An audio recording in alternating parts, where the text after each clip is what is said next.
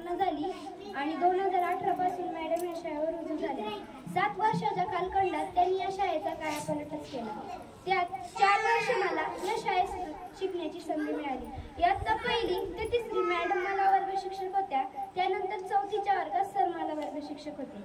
आता मॅडम विषयी काय बोलायचं. काही माणसं वादळी असतात, तर काही माणसं वादळ निर्माण करतात, तर काही माणसं वादळांचा सामना करून विद्यार्थ्यांचा ज्ञानदीप प्रज्वलित ठेवण्याचं काम करतात.